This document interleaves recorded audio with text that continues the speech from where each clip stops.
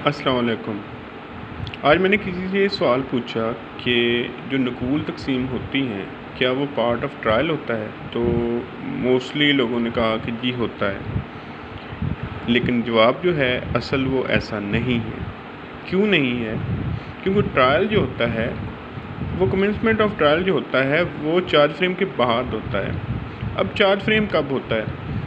अगर देखिए पाकिस्तान लॉ है, अगर आप देखें तो मजिस्ट्रेट ट्रायल जो है उसमें 242 सेक्शन है सीआरपीसी का 1898 का, जो कि मजिस्ट्रेट ट्रायल में चार्ज फ्रेम को बयान करता है कि चार्ज फ्रेम 242 के तहत होता है और सेशन केसेस में 265 डी के तहत होता है। इसी तरह अगर इंडियन लॉ में आए तो 228 सीआरपीसी 1973 के तहत सेशन में होता है, 240 के तहत वारंट केसेस यानी पुलिस केसेस जिसको कह सकते हैं, और 246(1) जो है अदर दैन पुलिस रिपोर्ट है। तो इस पर केस लॉ भी है 2018 एमएलडी जो 1173 ऑनरेबल कराची हाई कोर्ट ने कहा है कि चार्ज जो है जब कमेंस होता है, कमेंसमेंट ऑफ ट्रायल जो है वो चार्ज फ्रेम के बाद शुरू होती है। उससे पहले कोई भी कार्रवाई जो है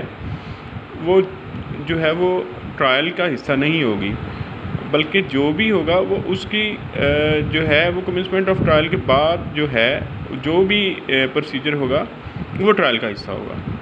तो इससे ये कन्फ्यूजन दूर होनी चाहिए कि ट्रायल जो है वो स्टार्ट होता है चार्ज फ्रेम के बाद, ना कि ये कि जब पुलिस रिपोर्ट आ जाए अदालत में या पुलिस मुल्ज़मान को तलब कर ले या फिर नकूल तकसीम कर दी जाए मुल्ज़म को, तो वो ट्रायल का हिस्सा नहीं है।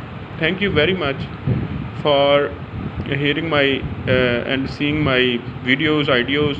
तो प्लीज़ इसको सब्सक्राइब करें और इसको ज़्यादा से ज़्यादा लाइक करें और मुझे फ़ीडबैक ज़रूर दें ताकि मैं फ्यूचर में इसको मज़ीद बेहतर कर सकूँ। Thank you very much.